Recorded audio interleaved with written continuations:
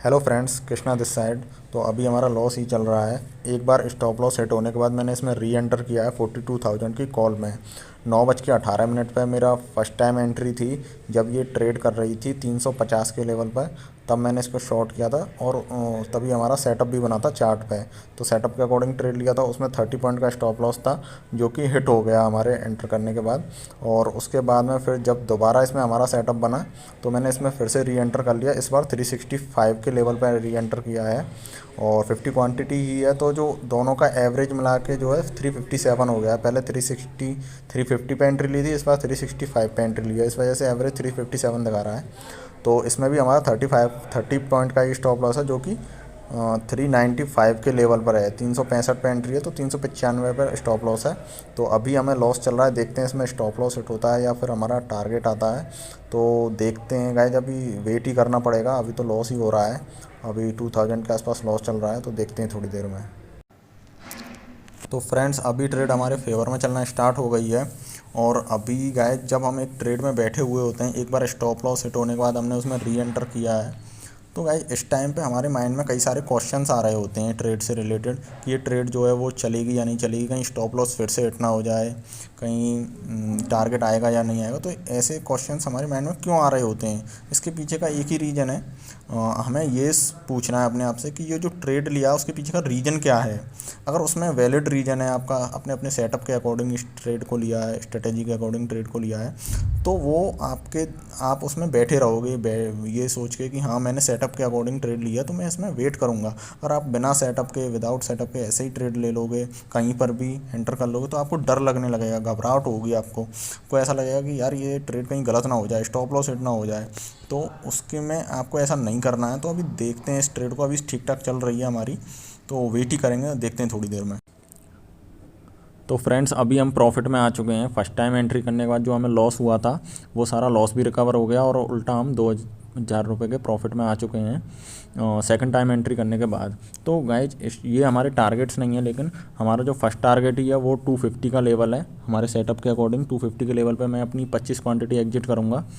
तो अभी तो वेट ही करना पड़ेगा। तो गाइज इस टाइम पे घबराना नहीं है कि ये प्रॉफिट हो रहा है, कहीं ट्रेड पलट गई तो यहाँ से लॉस ना हो जाए। तो इस केस में आपको क्या करना है, अपना जो स्टॉप लॉस है वो ट्रेल करके कॉस्ट पे रख देना है, जिससे कि ट्रेड पलटे तो हमें इसमें जो हमारा प्रॉफिट हो रहा है वो ही जाएगा, हमें उल्टा लॉस नहीं होगा। तो आपको स्टॉप लॉस को ट्रेल करना बहुत ज़रूरी है।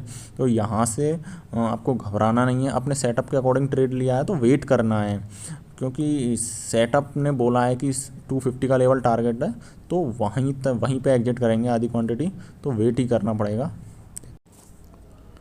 तो फ्रेंड्स, हमारा फर्स्ट टारगेट अचीव हो गया है। 250 का लेवल पे मैंने अपनी आधी क्वांटिटी एग्जिट कर दी है और जो रिमेनिंग क्वांटिटी है उसका जो टारगेट है वो 195 का लेवल है। जब 195 का लेवल आएगा तो उसमें मैं अपनी रिमेनिंग क्वांटिटी भी एग्जिट कर दूंगा।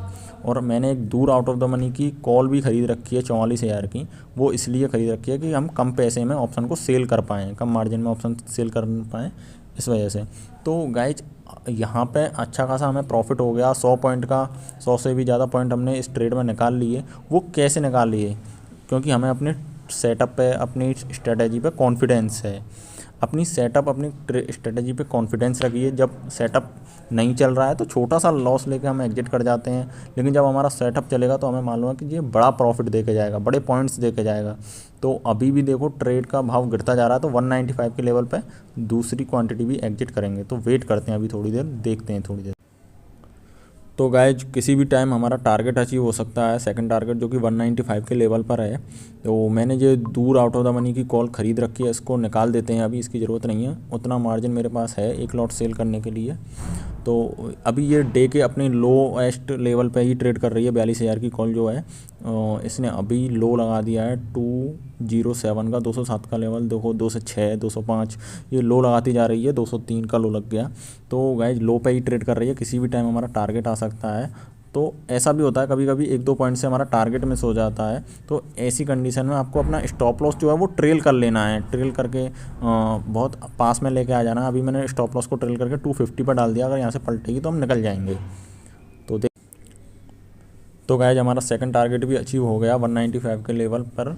और तो हमने इसमें कितने पॉइंट्स निकाल लिए गाइज, जो फर्स्ट टारगेट ही था हमारा वो 115 पॉइंट का था, और जो सेकंड टारगेट है 365 के लेवल से अगर आप लगाएंगे तो 170 पॉइंट हमने इसमें निकाले हैं, जो कि काफ़ी अच्छे पॉइंट होते हैं। आपको बड़े पॉइंट्स ही निकालने हैं, छोटे छोटे लॉसेस देते रहिए और बड़े पॉइंट का प्रॉफिट निकालिए। ये देखिए इसने लो लगा दिया 190 का, हमने 195 पे इसको एग्जिट कर दिया है। तो गाइस बड़े पॉइंट्स निकालने हैं, अपनी स्ट्रेटेजी और अपने सेटअप पर कॉन्फिडेंस रखिए।